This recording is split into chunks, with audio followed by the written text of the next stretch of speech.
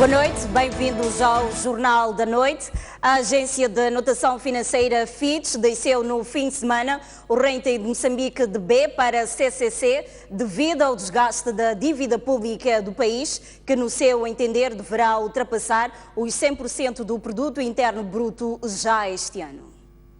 O perfil da dívida pública de Moçambique deteriorou-se abruptamente no segmento da divulgação de mais dívida garantida pelo Estado, que tinha sido previamente excluída das estatísticas oficiais.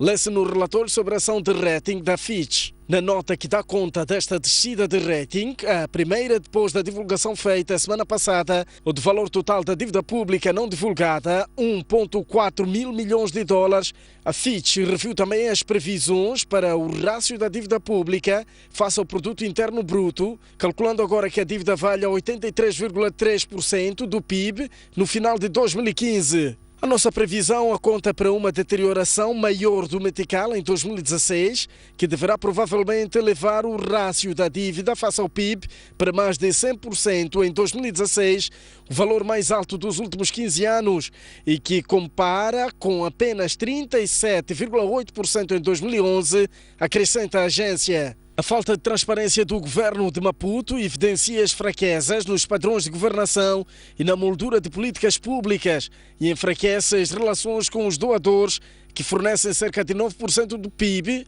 em garantias e empréstimos anuais, diz a Fitch, notando ainda que as conversações com o Fundo Monetário Internacional são muito importantes. A Fitch acredita ser improvável uma paragem completa da assistência técnica e financeira do FMI, mas a agência avança que o fundo deverá exigir uma gestão pública e metas orçamentais muito mais rigorosas para continuar a desembolsar verbas através do Programa de Facilidade de Crédito. A crise da dívida pública em Moçambique eclodiu no princípio de março, quando, depois da operação de recompra de obrigações de Ematum e substituição por títulos de dívida soberana, foram divulgados 2 empréstimos não reportados, um de 622 milhões de dólares a Proíndicos e outro de mais de 500 milhões a outra empresa pública, o que por sua vez desencadeou uma série de revisões do rating do país.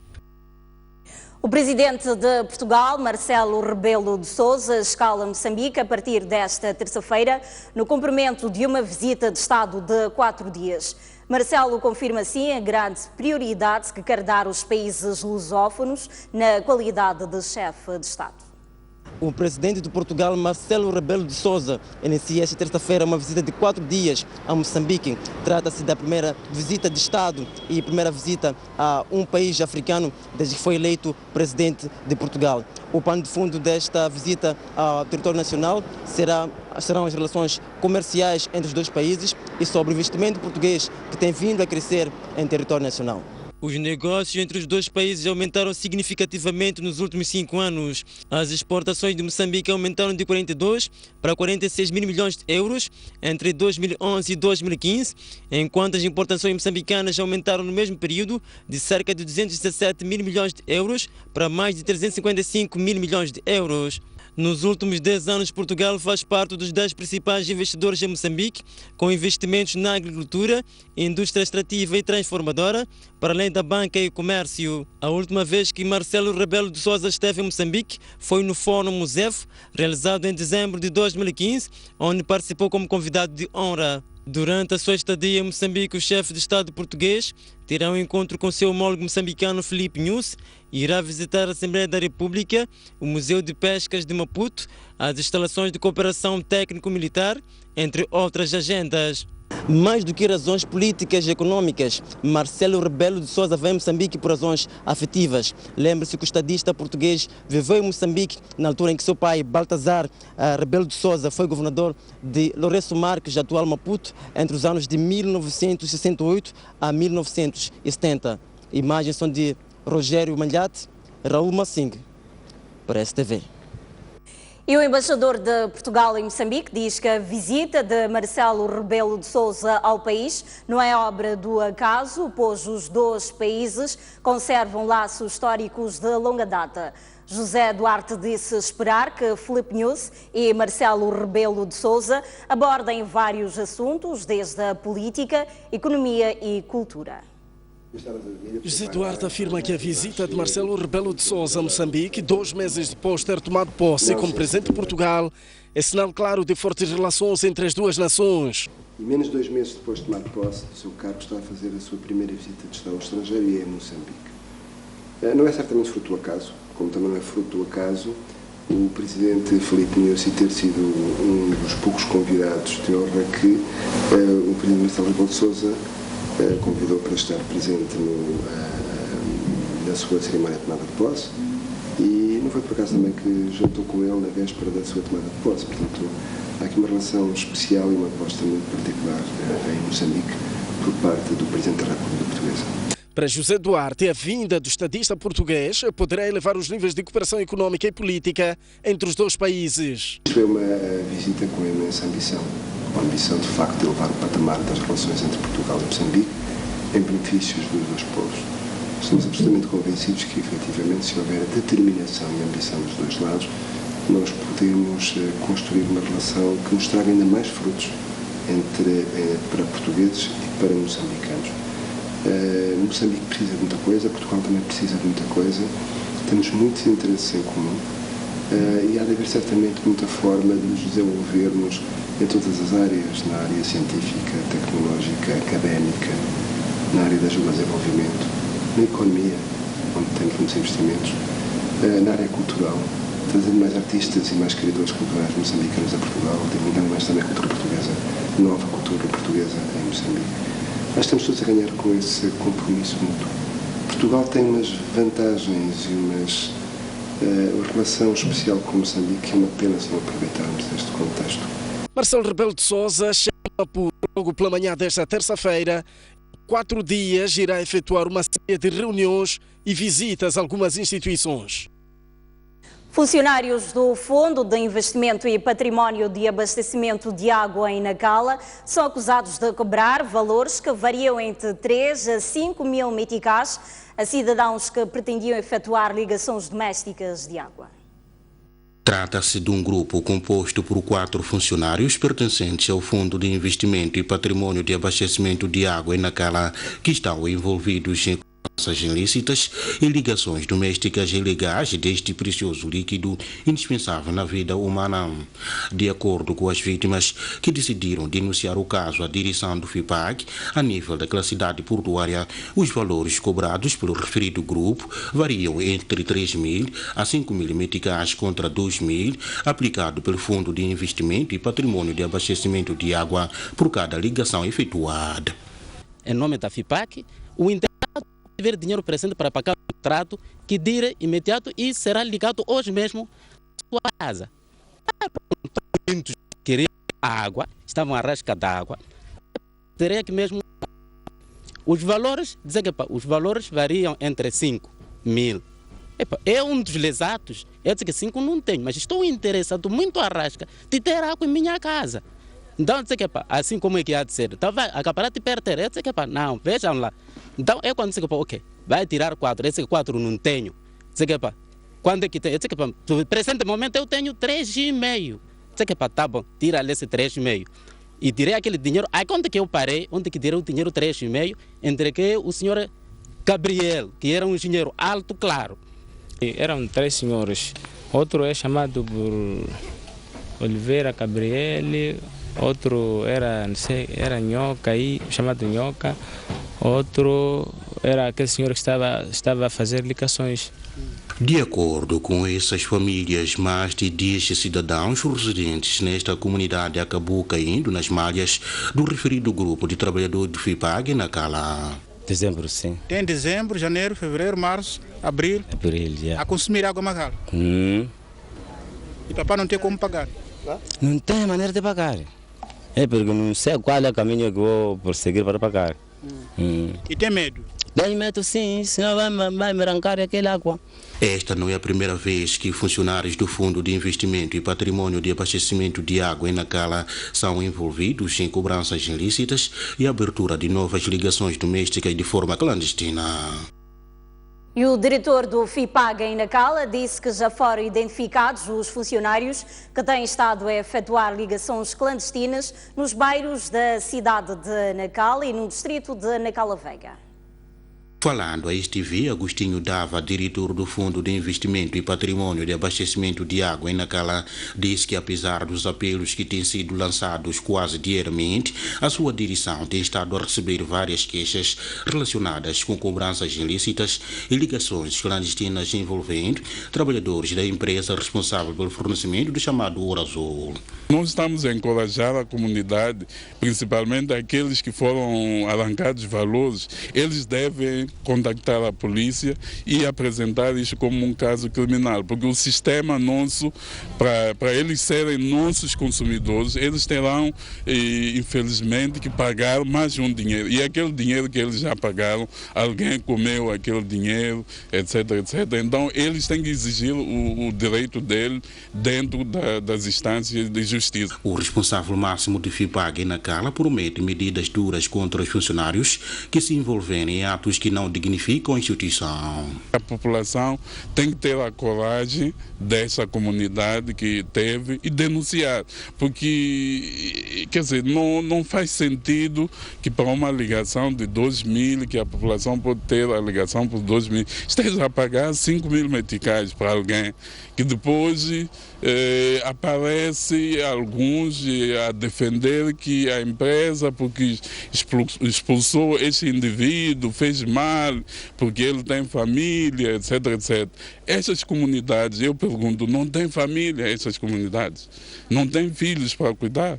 Deve referir que a crise de fornecimento de água que a cidade portuária de Nacala enfrenta quase anualmente poderá ser minimizada a partir de setembro próximo, com a conclusão das obras de reabilitação e expansão da rede de distribuição daquele precioso líquido indispensável na vida humana.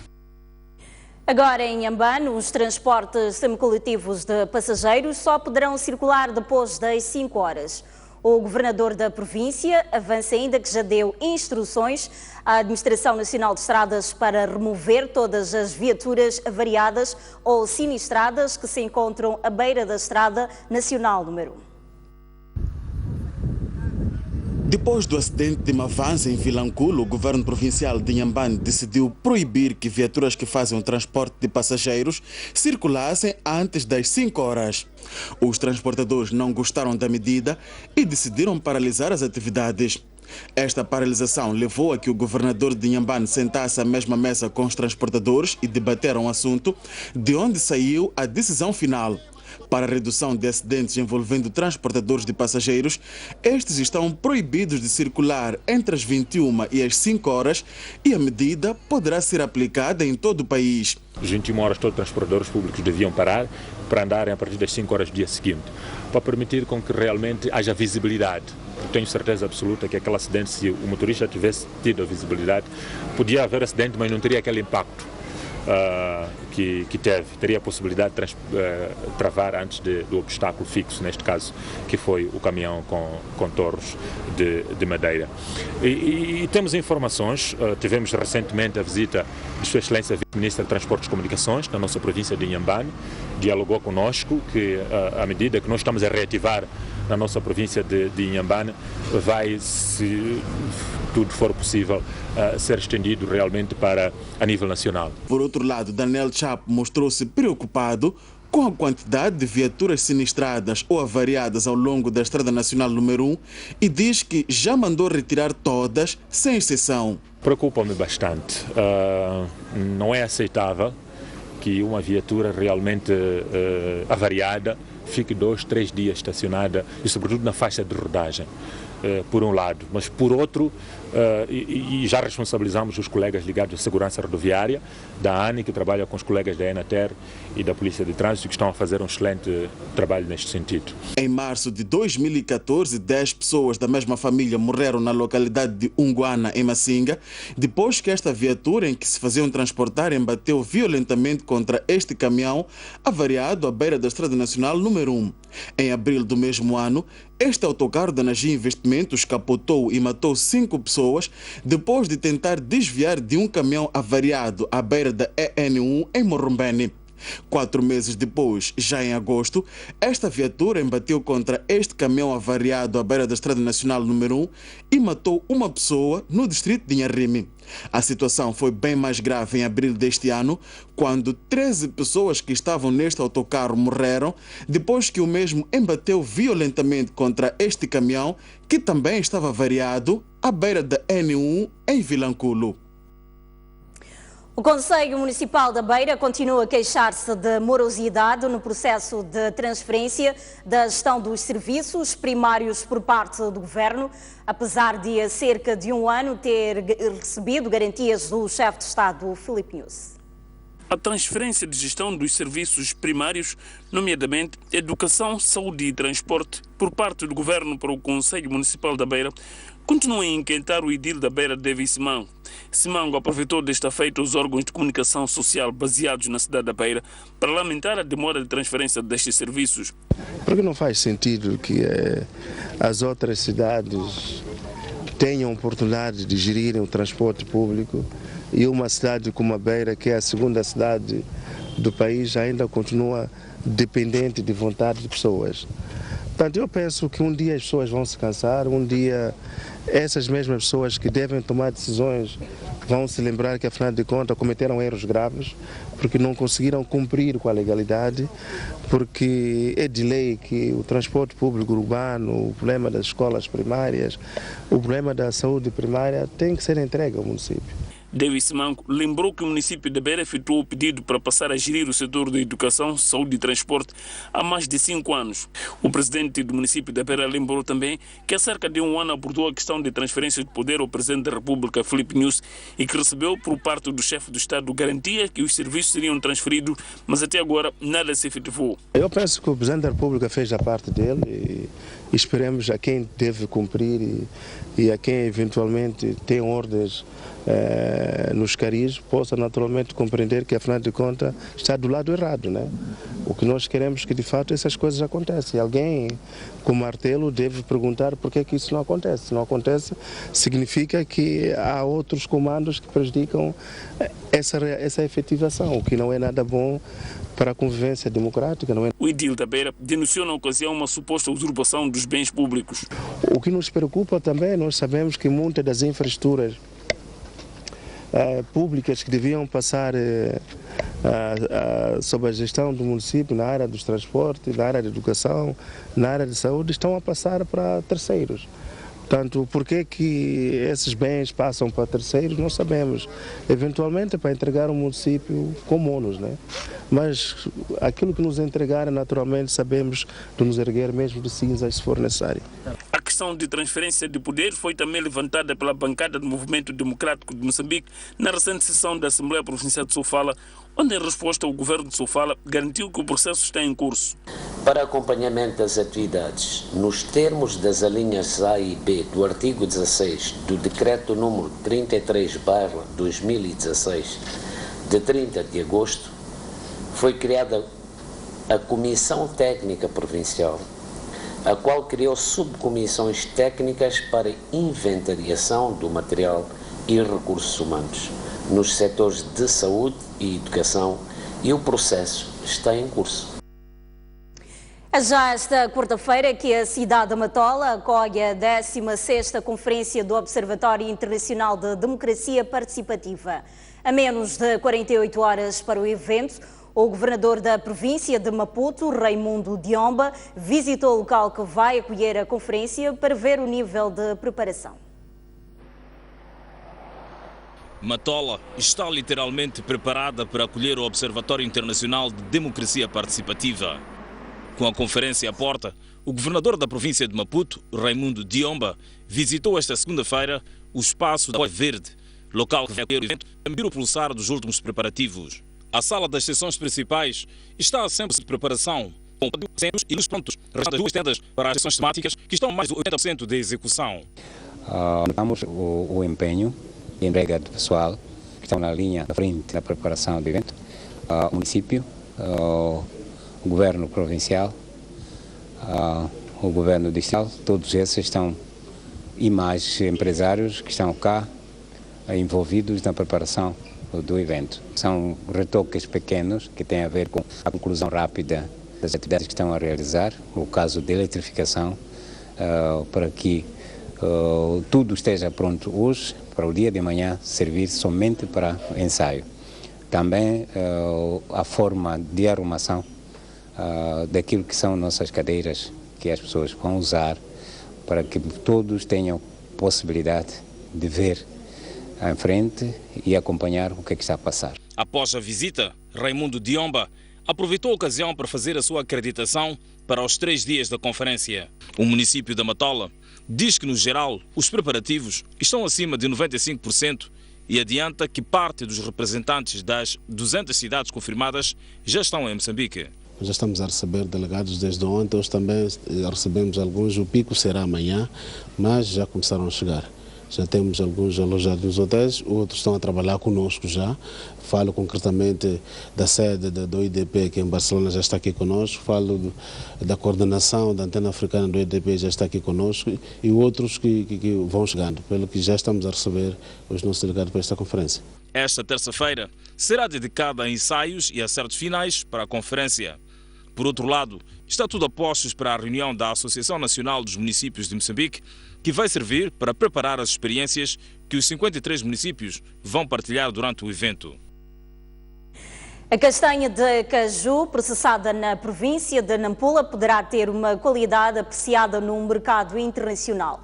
As fábricas daquele ramo receberam recentemente máquinas do Fundo de Desenvolvimento Agrário que permitem adicionar mais valor na qualidade do produto, que atualmente é exportada para a Europa, América e Médio Oriente.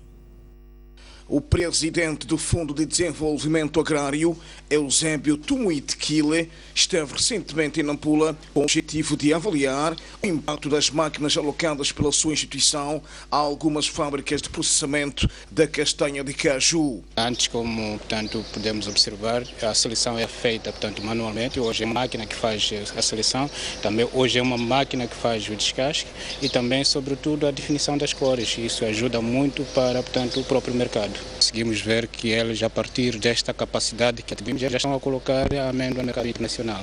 A recomendação é mantermos a produção e, se possível, aumentarmos tanto a nossa produção da castanha de caju. Penso que temos um valor agregado aqui naquilo que são as fases da produção.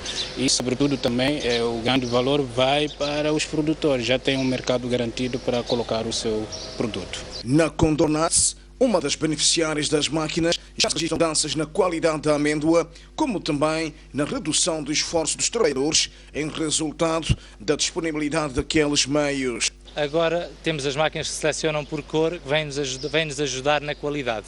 Vêm-nos ajudar a não usar tanto o trabalhador, não vai precisar ter aquela atenção tão específica na amêndoa, porque vamos primeiro passar a amêndoa numa máquina que nos vai fazer uma pré-seleção para depois entregarmos a amêndoa ao trabalhador. Logo nisso vai-nos ajudar com o trabalhador. No mercado do caju, no mercado da amêndoa, define-se pela amêndoa pela cor, se ela é mais branca ou menos branca na coloração, porque ela pode ficar torrada, então fica mais amarela. Se ela é inteira e pelo tamanho da amêndoa também. Logo a cor é relativamente importante. Por exemplo, a amêndoa que está mais limpa, que não tem tanta sujidade ou não é tão amarela, tem um valor comercial diferente, um prémio em relação às outras. Não foram revelados os montantes de aquisição do equipamento, mas sabe, porém, que a castanha processada em Nampula é exportada principalmente para a Europa, América e Médio Oriente. E bem, vamos agora observar o nosso primeiro intervalo e voltamos dentro de instantes com mais notícias. Até já.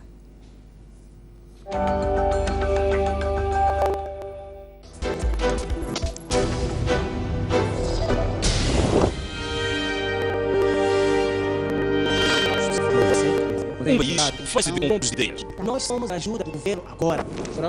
Vamos propor sem água. Da pluralidade de opiniões. De uma ou de outra forma, as coisas têm que andar. Vamos evitar essa questão de eu tenho um negócio, depois amanhã eu sou elefante branco. Não é possível formar um empresário, um empreendedor em um dia. Para outro sítio também. Nosso autocarro até aos 2 anos está arrebentado. Falar é muito simples e trazer dados também é a coisa muito simples. Mas vamos à prática, não é o que se verifica o que está a dizer. Há muitos jovens que começam e têm vontade de continuar, mas não vai a lugar nenhum. O debate da nação é desta diversidade de pensamentos que é Moçambique. Essa diversidade. Empreender não são pequenos negócios de barraco, qualquer coisa. Nós estamos a assistir.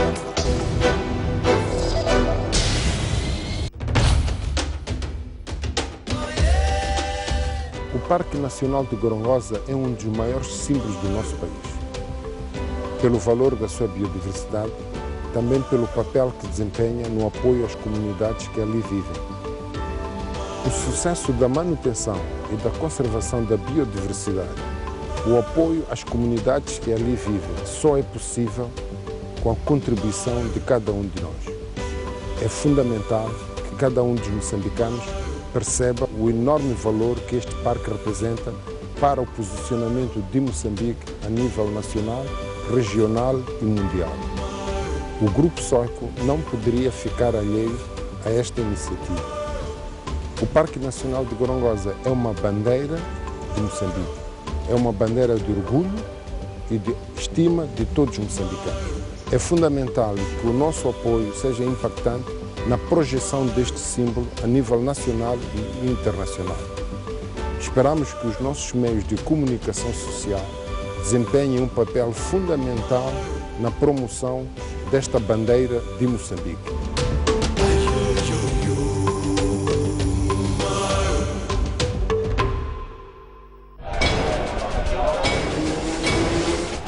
Os temas da atualidade desportiva. Análise dos lances. As jogadas polémicas. As glórias. A resignação. Eu prefiro que uma equipa lute pelas possibilidades do que uma equipa que entre passiva e que esteja à despesa do adversário. Tenho a certeza absoluta que o Moçambique tem talento e pode se organizar e ter bases suficientes para competir de igual para igual. As pessoas têm de se perceber. É verdade que é difícil nós educarmos o público, mas o público também tem de saber pôr-se no seu lugar. Tudo isto e muito mais no programa Ao Ataque.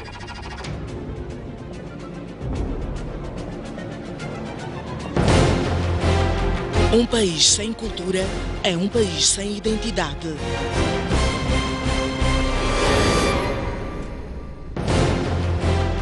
Um país sem história é um país sem futuro. Um mundo sem referências é um mundo sem norte. Um país sem cultura é um país sem identidade. Um país sem ídolos é um país sem referências.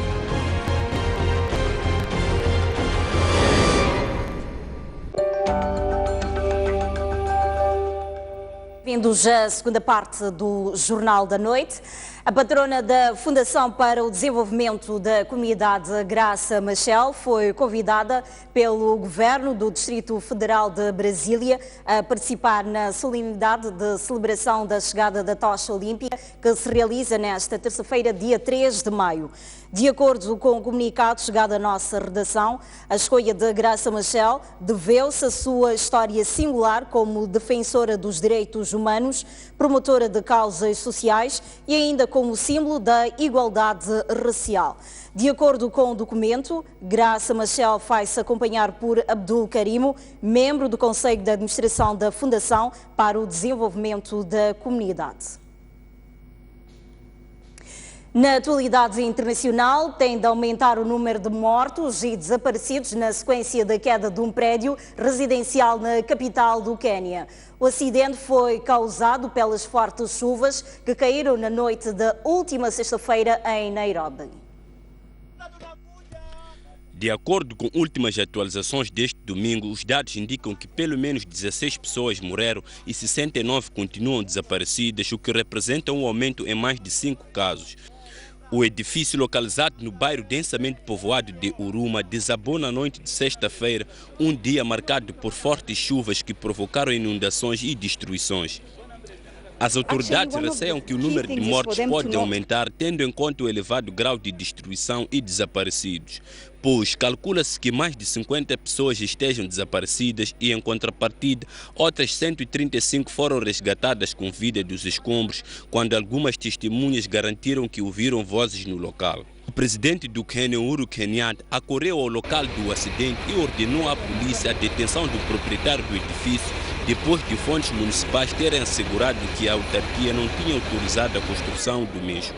O chefe de operações de emergência da Cruz Vermelha, Mahdi Mohamed, explicou que os esforços de resgate são complicados porque não pode ser utilizada maquinaria pesada.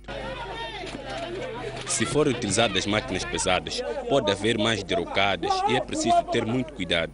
Tanto mais que o local afetado é muito estreito e de difícil acesso, o que já causou momentos caóticos após o acidente, disse Mohamed. As famílias que habitavam no prédio, com cerca de 200 residências e das casas vizinhas, foram temporariamente transferidas para uma escola local. As chuvas que caíram durante o fim de semana em Nairobi já causaram a morte de mais de 30 pessoas. A presidente do Brasil acusou este domingo os partidos da oposição de estarem a organizar um golpe contra as conquistas dos trabalhadores e impedir a luta do governo contra a crise económica. Espera-se pelo desfecho do impeachment. A presidente do Brasil, Dilma Rousseff, acusou este domingo o Partido do Movimento Democrático Brasileiro, no qual pertence o seu potencial sucessor Michel Temer, em caso de afastamento, de estar a orquestrar um golpe de Estado. Dilma considera que aquele partido e os outros da oposição estão a influenciar processos do impeachment para chegarem ao poder e, por conseguinte, enriquecerem à custa do povo. Se não tem base para o impeachment, o que é que está havendo? Golpe. Mas além de ser um golpe, é um golpe muito especial. Eles rasgam a Constituição do país. A presidente do Brasil classificou de perversas atitudes de Temer sobre a apresentação de possível lista das pessoas que poderão formar o seu governo em caso de afastamento de Dilma Rousseff do poder. Dilma fez estes pronunciamentos durante um encontro organizado por um dos principais movimentos de trabalhadores em São Paulo para anunciar reajuste para o programa de apoio a famílias pobres, em média de 9%, o que representa uma grande conquista para as famílias, segundo economistas daquele país.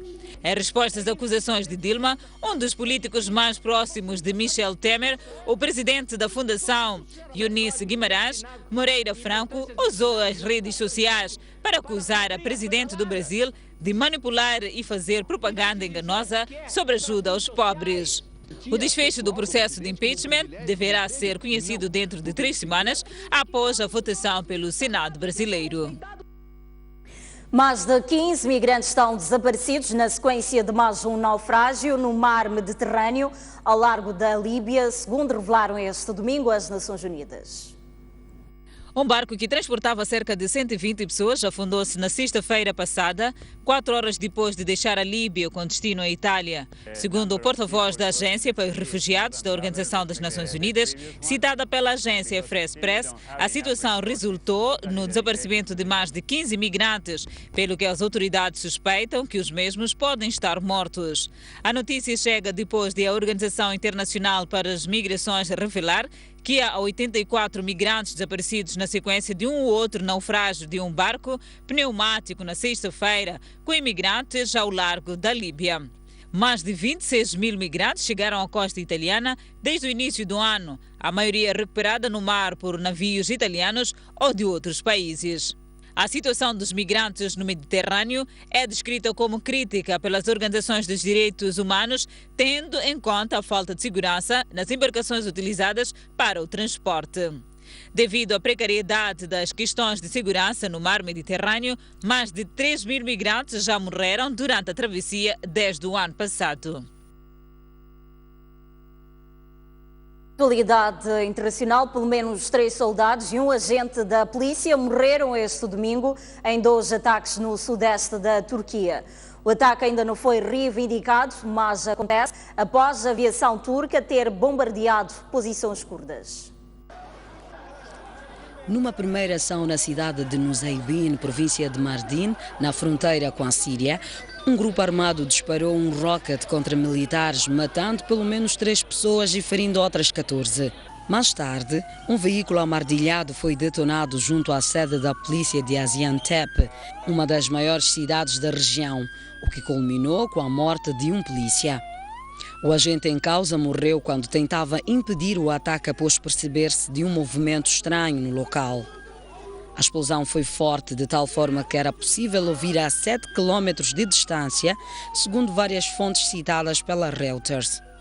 Os ataques deste domingo não foram ainda reivindicados, mas a Turquia assiste desde 2015 a um sério recrudescimento da violência entre o Estado e os rebeldes curdos após o colapso de um cessar-fogo entre Ankara e o Partido dos Trabalhadores em julho daquele ano. Desde então, os ataques sucessivos já mataram perto de 1 milhão de pessoas. Devido à situação de conflitos armados, maior parte do leste da Turquia encontra-se em estado de guerra. Na sexta-feira, a aviação turca bombardeou posições rebeldes curdas no leste do país e também no norte do Iraque. Ao mesmo tempo, o país enfrentou uma vaga de atentados reivindicados pelo Estado Islâmico que, tal como os rebeldes curdos, utilizam a vizinha Síria, mergulhada há 5 anos numa guerra civil, e o Iraque como base para atacar a Turquia. A 10 de outubro de 2015, o mais grave ataque atribuído à organização muçulmana vitimou mortalmente mais de 100 pessoas, a maioria ativistas curdos, em frente à principal estação ferroviária da capital, Ankara. Vamos agora observar mais um breve intervalo, mas antes passamos a olhar a previsão do tempo das próximas 24 horas. Para a cidade de Maputo, prevê-se uma temperatura máxima de 31 graus e uma mínima de 16 graus. 30 graus máxima para Xai-Xai e uma temperatura mínima de 15 graus. Para Inhambane está prevista uma temperatura máxima de 29 graus e uma mínima de 14 graus. Caminhamos para o centro do país. Para esta terça-feira, Beira poderá registrar uma temperatura máxima de 28 graus e uma mínima de 21 graus. 25 graus de máxima para Moio e uma temperatura mínima de 15 graus. Para Tete está prevista uma temperatura máxima de 33 graus e uma mínima de 22 graus. E para Quelimane prevê-se uma máxima de 29 graus e uma temperatura mínima de 21 graus. Para o norte do país, prevê-se para as próximas 24 horas uma máxima de 29 graus para Nampula e uma temperatura mínima de 20 graus. 31 graus de máxima para Pemba e uma temperatura mínima de 22 graus. E por final, para Lixinga, está prevista uma temperatura máxima de 23 graus e uma mínima de 14 graus.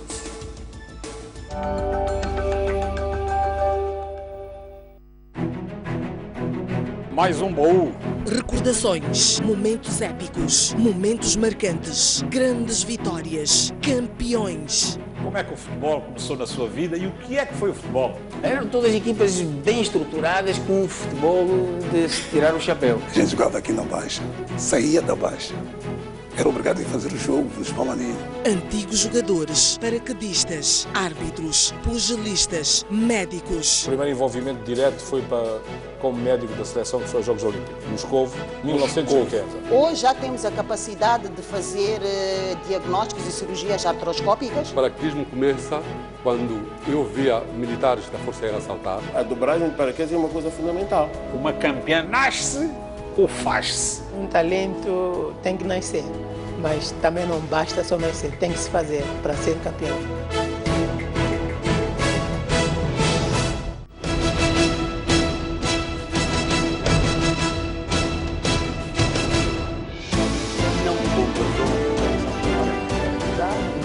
Eles representam o povo. Renamo deve, claramente, de uma forma, desarmar-se. O grande terrorista é a Frelimo. Uma paz que não era, digamos assim, genuína e não tinha uma base sólida. Eles são a nossa voz. Discutem e decidem o nosso futuro. A Frelimo própria não teve coragem nem força suficiente para posicionar-se a favor do provedor. Por que quando a Frelimo reúne, a FINA não vai lá expulsar as pessoas, ameaçar as pessoas? Eu acho que aquilo é mais uma manobra dilatória da Renamo, é uma maneira mais de confundir a opinião pública. E nós queremos saber o que se disse e o que ficou por dizer no Parlamento. Veja no Bancadas Parlamentares. Um debate a acompanhar todas as sextas-feiras pelas 18 horas.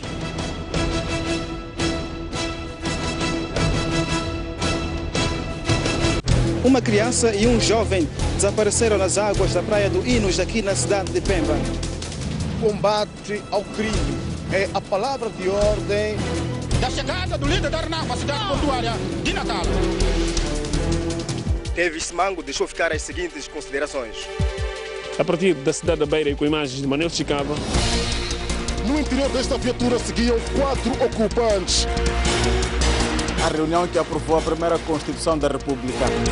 Bairros periféricos das cidades de Maputo e Matola. A alma do magistrado calou-se precisamente neste local. As notícias do país cabem todas aqui. O desafio da STV Notícias é ajudar a construir um maior sentido de cidadania entre os moçambicanos.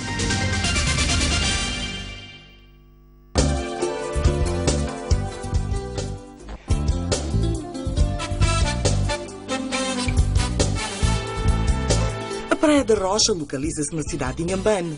Possui uma área de cerca de 26 hectares, com características invejáveis pela sua composição de recifes de corais, águas cristalinas, a fauna subaquática e é conhecida pela sua população de raias.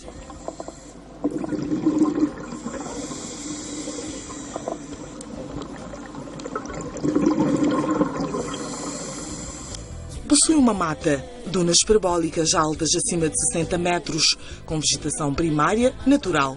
As praias são arenosas, alternadas por curtas extensões de rochas. A Praia da Rocha é a única do mundo onde os tubarões-baleia ocorrem durante todo o ano em números significativos.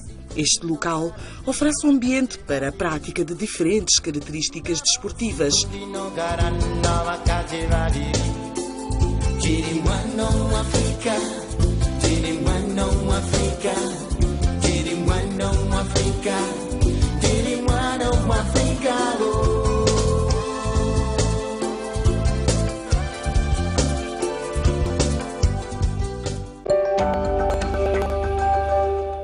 Parte do Jornal da Noite.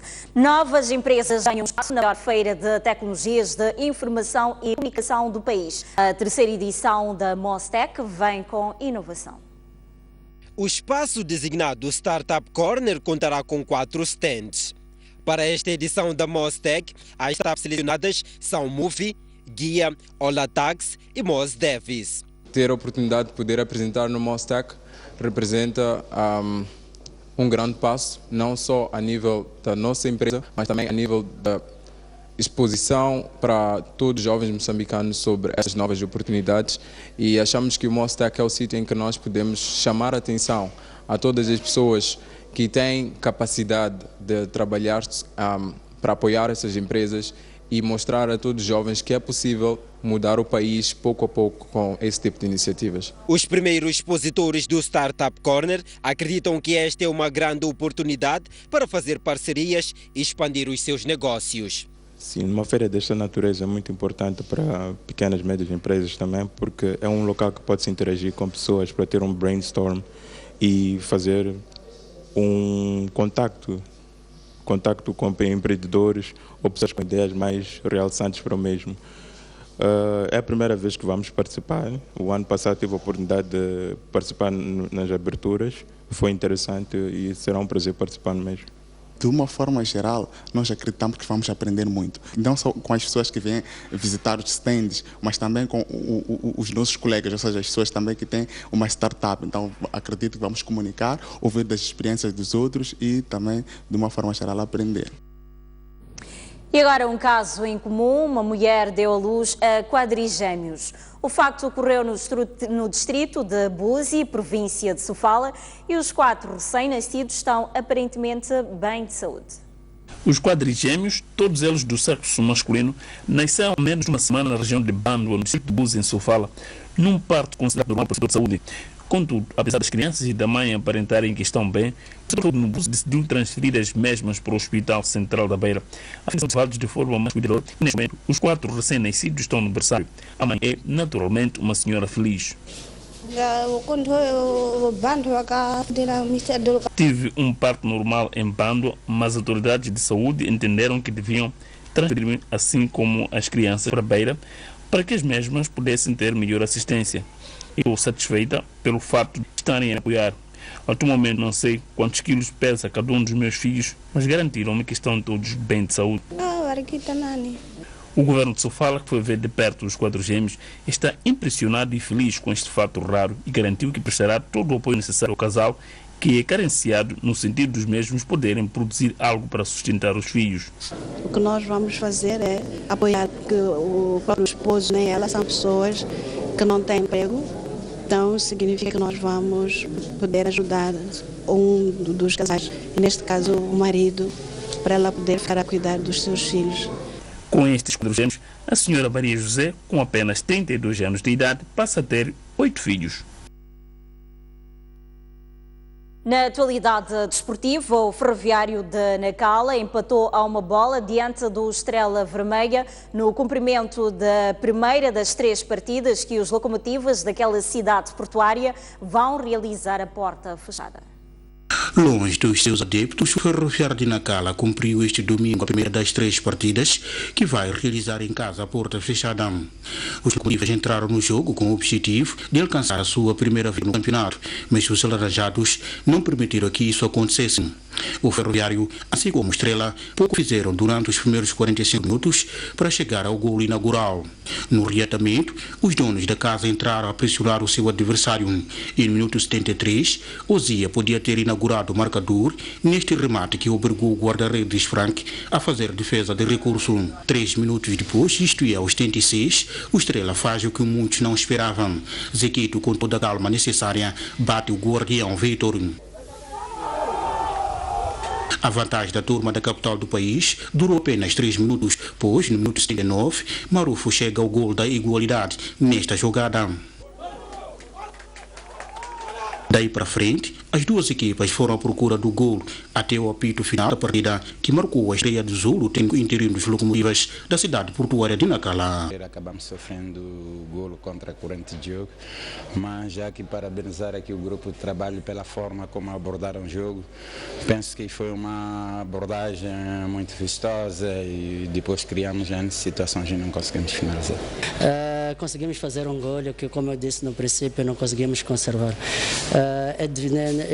Neste tipo de campeonato a gente não pode cometer esse tipo de erro.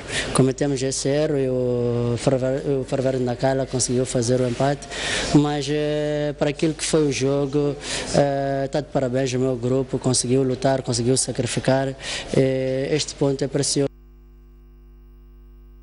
O empreendedor Sérgio Vieira disse hoje à STV que a investigação da PGR sobre o caso da dívida pública moçambicana é uma boa notícia. Vieira disse ainda acreditar que grande parte deste valor não foi aplicado dentro do país e que com o apoio das instituições da Bretton Woods é fácil saber ao certo o que aconteceu. Eu creio que do que foi pilhado ao país, à economia nacional, às empresas e instituições públicas, o muito está lá fora. Algum investimento deve ter havido aqui, compra de ações aqui e acolá, imóveis aqui e acolá, mas o muito está lá fora. E eu creio que com a pressão do Banco Mundial, do FMI, da União Europeia e com o apoio inclusive da Interpol, é fácil, não direi que é fácil, mas é mais fácil obterem-se informações sobre contas que estão lá fora. É mais fácil. Pois. Agora, nós estamos diante de um crime que eu quase que diria lesa pátria. Pois o país, humilhou-se o país, humilhou-se a direção atual do país, que quase, figurativamente, se puseram de joelhos em Berlim, em Bruxelas, em Washington. Faz favor. Comentários com o Sérgio Vieira, acompanhar no programa Noite Informativa na STV Notícias, a partir das 21 horas. É ao fim do Jornal da Noite, gratos pela atenção dispensada. Já sabe, temos outro encontro marcado para amanhã, pontualmente às 19h55.